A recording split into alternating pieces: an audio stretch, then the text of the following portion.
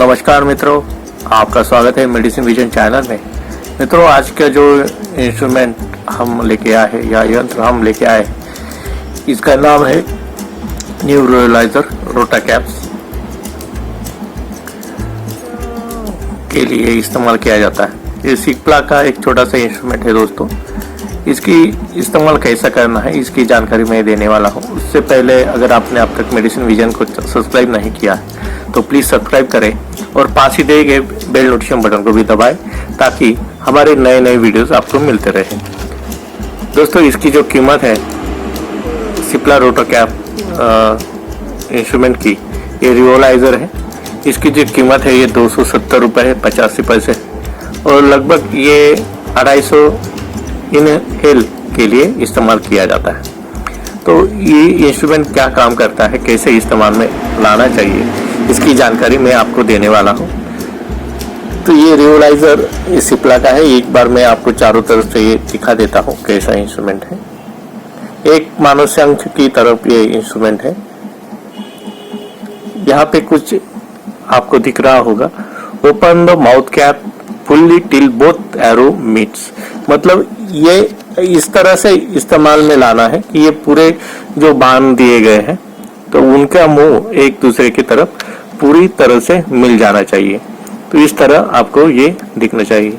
ये दिख लिए अंदर से कैसा दिख रहा है, इस तरह से आपको दिखना है। और जब मैं आपको ऐसा बंद कर रहा हूँ तो आप यहाँ पे कुछ मूवमेंट देख रहे हो। यहाँ पे मेरा अंगूठे के पास आपको निडल्स या सुइयां बाहर आती हुए दिख रही होगी। जब हम इसमें कैप्सूल लोड करते हैं या डालते हैं तो कैप्सूल कैसी डालनी है मैं दिखा देता हूँ। इस तरह की कैप्सूल रहेगी। इसमें जो केमिकल रहेगा वो नीचे की तरफ आना चाहिए। ये ट्रांसपेरेंट या पारदर्शक जो साइड है नीचे डालना है। इस तरह से कैप्सूल को डाल देना है और बाद में इस तरह से आपको ये करना है। जब हम ऐसे दबाते हैं तो यहाँ पे निडल जो है अंदर चली जाती है, घुस जाती है कैप्सूल के अंदर और होल बना देती है। जब ये पूरी तरह से बंद होगा तो निडल निकल जाएगी बाहर, और ऐसा क्लिक आवाज आने के बाद ही ये पूरी तरह से बंद होगा।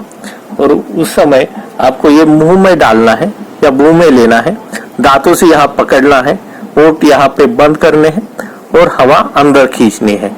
ऐसे 3 से 4 बार, जब तक इस कैप्सूल के अंदर की दवा आपके मुंह में ना चला जाए तब तक आपको ये खींचना है, अंदर हवा खींचनी है।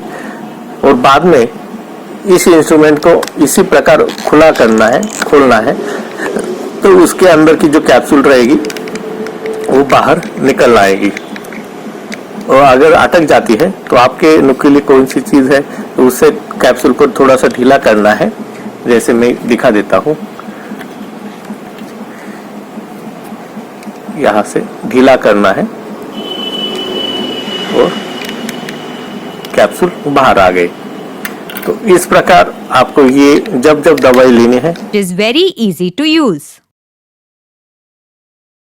Open the nebulizer completely in this way so that the arrow marks face each other.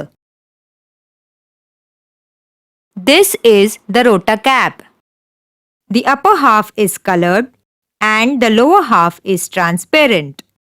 Insert the rotacap's transparent part into the hole in the nebulizer's transparent part and close the nebulizer completely.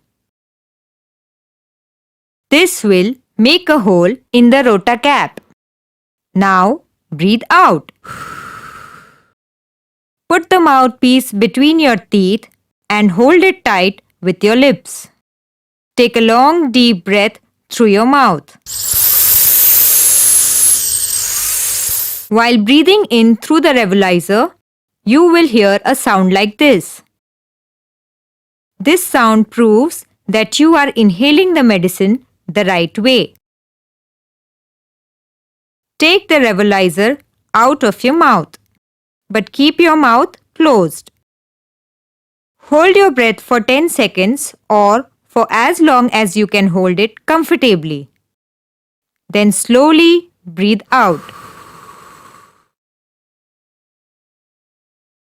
If any powder is left in the device, inhale it again.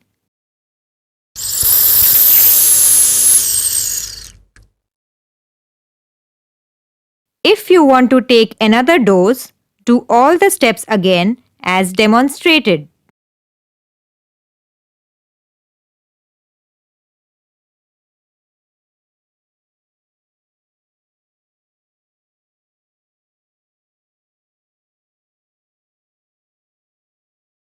इस्तेमाल ऐसे ही करना है और पूरी तरह से बंद करके रख देना है।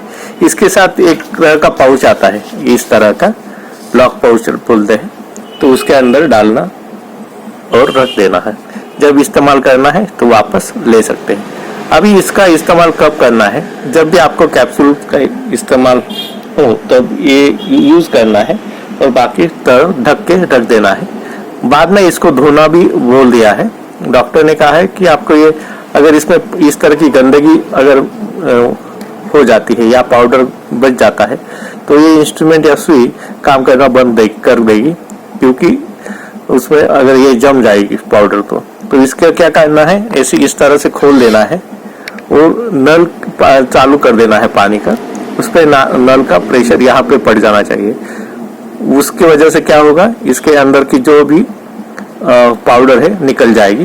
बाद में अगर ये आप खोल देते हो तो ये भी निकल जाएगा, तो उसकी वजह से आप ये इस्तेमाल कर सकते हो। लेकिन जब तक पानी चालू है तो इसके अंदर की पाउडर निकल जाएगी, नल बहना चाहिए। तो बाद में ये धूप में सूखने के लिए रख देना है जब तक इसके अंदर का पानी भाप बन के उड़ ना जाए। ये बताया था दोस्तों, ये है रिवोलाइजर कैसे इस्तेमाल करना है सिप्ला का। तो अगर आपको ये वीडियो अच्छा लगता है तो आप लाइक, कमेंट और शेयर भी कर सकते हैं। मोगेम्बो खुश हुआ।